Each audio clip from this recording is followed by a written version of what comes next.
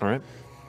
As you guys are gathering your things and getting your meals situated, Armor +2. you notice Lucian begins to approach from as they kind of finish with the fire on the other camp.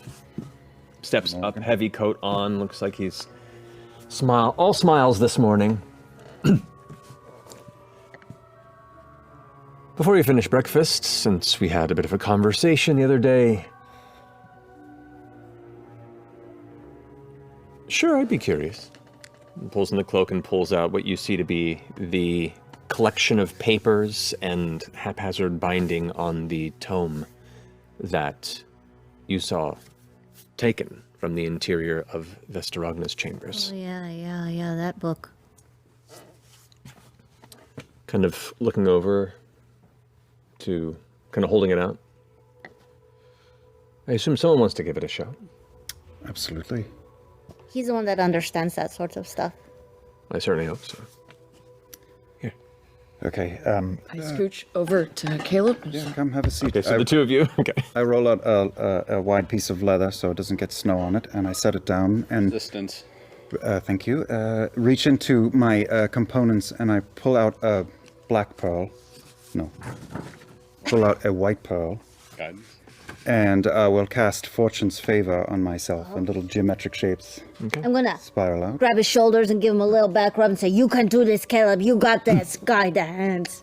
Okay. Okay. Was there some specific request? Or is it just a general knowledge? I think it's gonna be like Well, seeing what he can decipher. Yeah. For one thing, Spend some time with it. the script, as you glance at it, it makes no sense to you. Oh, well, that's easy. What languages do you both... Actually, what languages do you both know? Hang on. Well, I think it's more up to date on my D&D I'm going to cast burn. Comprehend Languages. Okay. And I also have that fancy monk. Read everything. Yeah, read the monk ability. Read all. Features and traits. Hang on. Hold. Keep going. Hang on, but keep going. Tongue of the sun and moon, you can understand all spoken languages. Correct. And any creature that can understand a language can understand So it. it's You can't. speaking but not reading. And then my languages are common, deep speech, dwarvish, halfling, undercommon. Oh. You can read it. It's undercommon. It's written in Guar. languages. Huh? I said it's written in Guar. Yeah. You cast Comprehend. Comprehend Languages. It's undercommon, which you can read. You picked this up because of your training with the Cobalt Soul. Is it like a can't? It's written as a cipher, meaning the language is not a common language of the writer, and it is, the way it's written is different from most undercommon speakers, instinctually. So you gather quickly that this is intended as a cipher. Now the contents Okay. begin abruptly, like the early pages are no longer part of it. They read like brief passages about historical musings, piecing together elements of Eor's history, mental notes over breakfast by a confounded arcanist. Questions they posit to themselves about where it might lie, what secrets made it so dangerous to call the ire of the gods down upon it at the height of the calamity.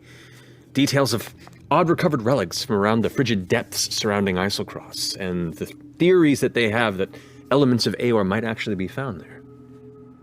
Half-finished sketches follow that of assumed Eorian architecture, discussions of the convocation of Eor, the committee of mages that governed the ancient city, pontificating about their politics and whether they were indeed a unified people, as some archivists suggest. The notes then continue, like a travelogue, making themselves the briefest of entries regarding their journey northward. So not unlike the Nine's own journey through here, it discusses the harshness of the environment, the dangers that beset them. There's no mention of Balin Post and no other societal handholds up here in the north, really. It's just desolate, uncharted tundra. And honestly, deadly mystery. There are numerous gripes about magic being unpredictable up in this space, and numerous times, and odd creatures that had to be avoided on this journey. Very much kind of Gives you the sense of like an early explorer first coming into uncharted land. Eventually, the entries begin to speak of a massive anomaly that they came across, a patch of frost that's miles long, and it piques his curiosity. More entries beyond that briefly note his entrance to a subterranean labyrinth of corridors and structures. Sketches of door reliefs and archways and long-dead bodies left frozen. One perfunctory entry speaks of an uncovered text hurriedly scrawled before the death of its writer. It reads, "The philosophers abandoned us. The cursed, plotting dreamers took their whole ward with them. Curse them, may they rot in." And it ended there. May they rot in? And ended there. The following entries muse out the meaning of this statement, slowly exploring more of the ruin and trying to piece together their goings-on. Even further entries still speak of the sounds that worry the mage. Things are living down in these halls, he says. He notes his need for caution. Eventually, an entry speaks of finding information about some of the Aeorian wards. The Paraisidis ward, the Ars ward. Ars, A-R-S. Parace. P-R-A-E-S-I-D-I-S ward. Parasites. Arse ward. Ars ward. And in particular, the Cognosa ward. A region organized by 9 philosophers who are dedicated to the ideas of manifestation through dream and imagination with the conduit of arcana. Increasingly obsessed with the astral plane and many of its denizens being able to forge matter from sheer will and idea alone, they were rumored to be plotting a secession from the convocation to abscond from the city to their beloved plane of dreams in ash, as it said in some of the notes of other Aeorian denizens that seemed to be speaking down on these philosophers. The next entry seems to tremble with excitement and discovery, as the mage intends to project himself into the astral plane and seek out any survivors who, based on his findings, may have escaped. Then, the book changes dramatically. The following pages are filled, top to bottom page, with nonsense, deep scratches of ink and shapes and symbols that make no sense, just hash marks and scratches and designs that overlap and twist. It is just a mess of designs and nothing. They have no purpose or reason to them. There's no language. There's hints of text, but it's not. And your spell can't focus. It's not able to make out any language at all, because it's not language. It's filled with nightmarish design and incredibly detailed patterns that catch your eye on a smaller and smaller scale. These fractals that almost draw you in, that you catch yourself leaning into the pages a bit, and then kind of pull back for a moment and blink. And for a second, you catch yourself wondering, like, how much time has passed? How long have you been looking at that page? Just at that point, Lucian closes the book and goes, "I think it's enough reading for now." So, what did you think? Hey, whet my appetite, why don't you?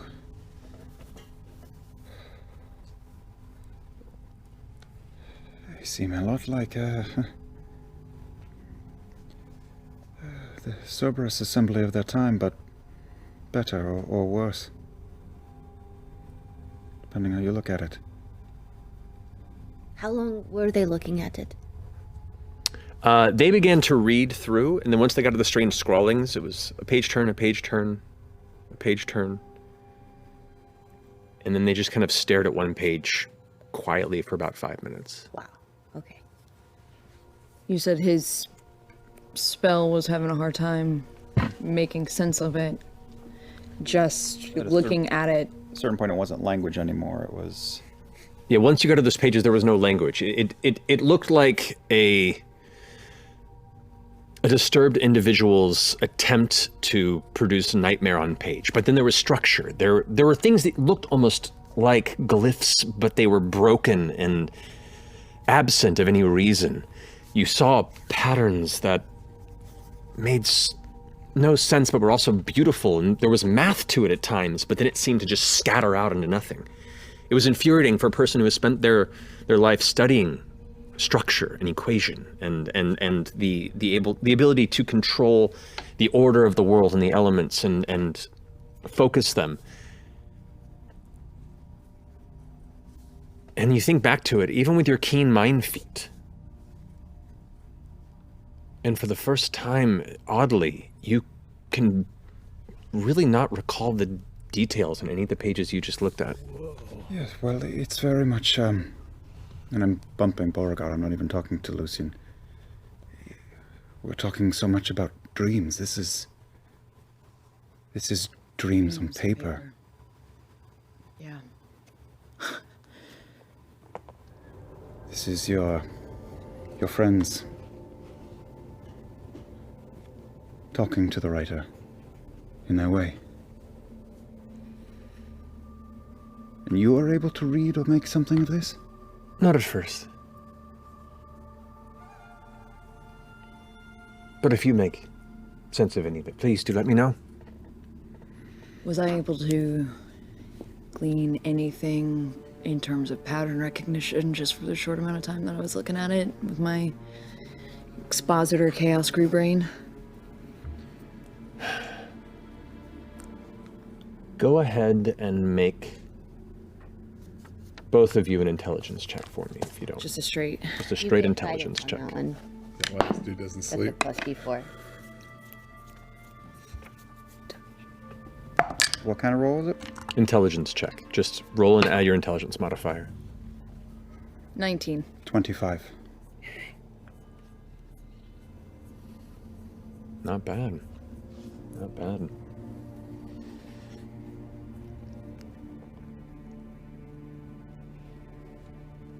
You can make out no language, some elements of structure, it seems, but through the sketchiness, through the chaos, once again, there are patterns of 9, patterns of 9, patterns of 9. Just that continuous numerical sequence. In different ways. Sometimes it's just little detailed hatches against a semicircle. Sometimes it's, if you look at the page from a distance, you know, there were elements around the border that if you counted them up, it was just an endless source of chaos built upon a singular numerical sequence. But that was just one aspect you could glean from so much nothing. It's them speaking through. Minor question. There were sketches and drawings of doorways and passages earlier in the book. Do they bear resemblance to the strange halls that we have been exploring with Big Bebe? The early sketches, not so much. The ones at the beginning of the book were more conjecture by the writer. The ones that began to accompany the actual passage into this labyrinth begin to very much resemble some of the ruins that you've already been through. Okay. And with that, Lucian kind of glances back at the rest of you. Well, think on it a bit. You've got a bit of travel. If perhaps you've got an idea, come let me know. And he turns around and walks back to the Tomb Takers. They take the rest of their heavy packs onto their shoulders. They all head over to meet you guys. I'm gonna turn back to Beau and Caleb just before as they walk away and just say, be careful with that book. That's what Lucian was looking at when he became the Nonagon. It's a pathway. He might be doing it on purpose, you know? Yes. Yeah. Most of you sleep okay. Beginning, it's that tension of knowing that the enemy is in the house that kind of leads to an uncomfortable rest.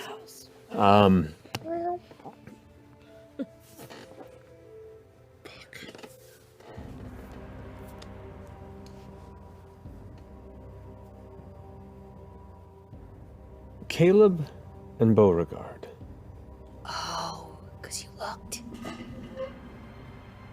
Through the challenging wrestling tonight and sleep, The book. as darkness awaits you in that place of dreams, you find yourself in a cold, dark space.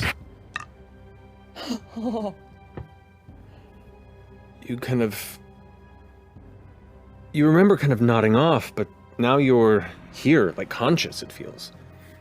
And you kind of look around in this darkness. Do we see each other? Yeah, are we aware of each No, other? you are unaware of each other.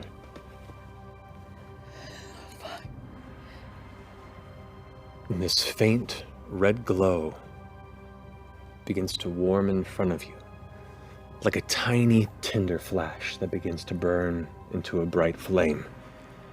Until there before you, you see a massive glowing red eye that just peers into you, inspecting you, piercing you, looking around, to you, within you. No words. No language.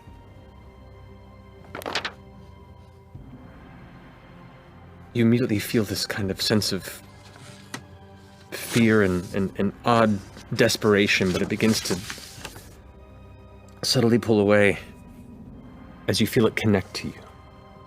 Like a single thought enters your mind, like the light seems to swarm and fill your space. And all it says is,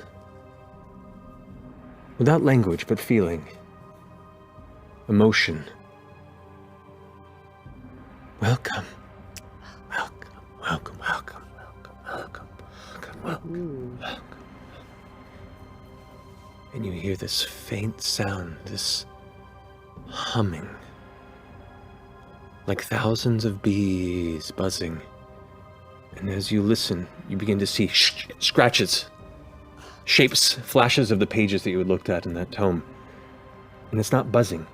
They're voices, they're screams, hundreds, thousands of them, just faintly out of view. Welcome. The eye closes. And you wake up, both, shooting up at the exact same time within the chamber. Catches your attention for it immediately. That's rare. I grab my notebook. Mhm. I start trying to copy as much as I could from memory. Okay. You start writing it down. What are you doing? Shut up, shush, shush, shush, shush, shush.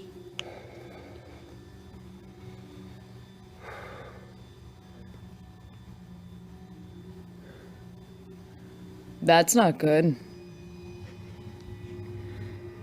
You feel that fractal pull within the page, this vertigo still kind of lingering after the dream that you both had independently experienced.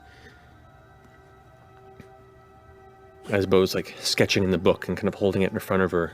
Kayla, make a perception check. And I wanted to ask also if I think back to what we looked at, which is a hazy, but does it make any more sense? Yeah. Perception, you said? Yes. Open. Up. 18. 18. As you're looking over towards Beauregard and she's sketching, you see the back of the hand that's holding the book. A single red eye.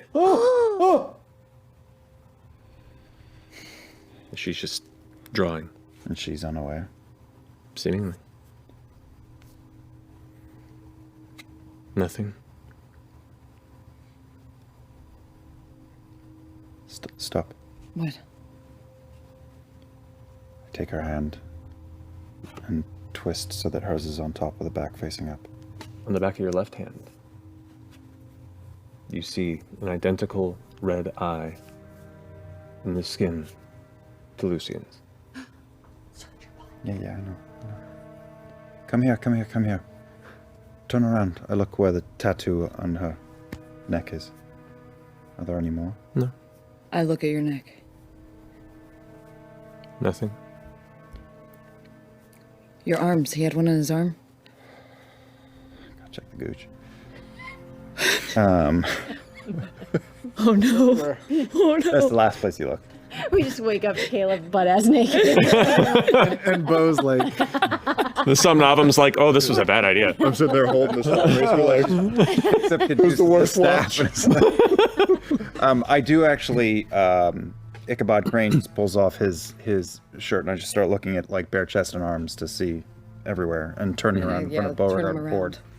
As Caleb's pulling back his robes, you can see on the right shoulder, just above where the bicep and deltoid meet, you see a similar single red eye.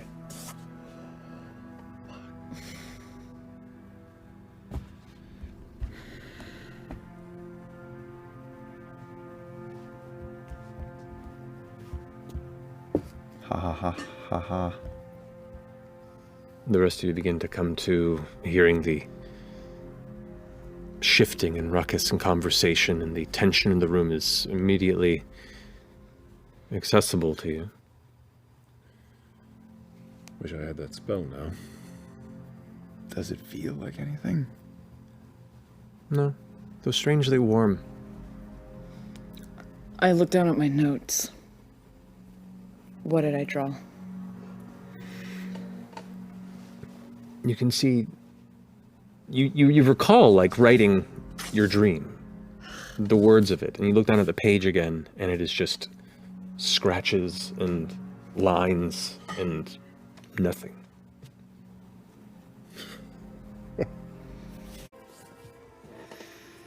Caleb. Beauregard. That other shoe. You've had a night of rest, filled with anxiety, but no visitation, no dreams. On the side of a cold mountain in Eiselcross, in hot pursuit of that which you chased and then ran from. So you hope for another night of similar comfort. And when the shadow takes you, not one but two red eyes appear in shadow around you.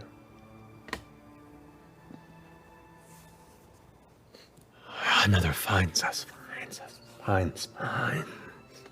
their way home. The two eyes drift around, peering from different angles as you sit there, floating in shadow. Welcome, welcome, welcome. We dream with you. With you. Dreams are the first step. Step. We can make dreams into anything. Anything. Into everything. Together. Third, fourth, fifth, sixth, seventh, eighth, ninth eye. You hear the screams again.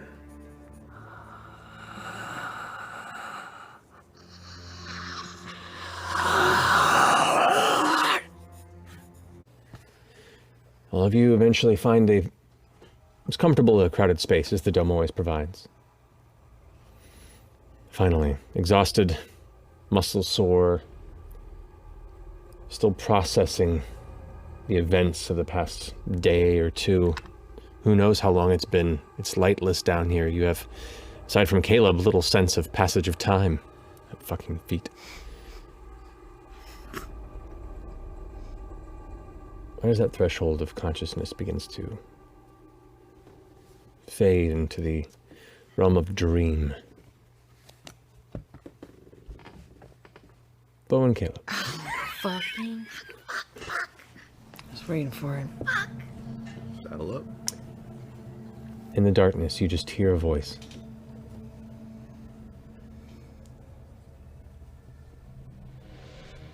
Your friends are peeking. You are wily bastards. Continuing to stick my sides like a thorn in my drawers. Clever, but Well, not enough, I have to respect it. I'm not here to kill you. Yet. I'm here to open a door. To take my reign. Long may it be. You're welcome to watch. If you can keep up. There's so much beyond this door. So much. So much. So much. The screams begin to fill the space of your dream until it is just the sound of incessant static. Shh.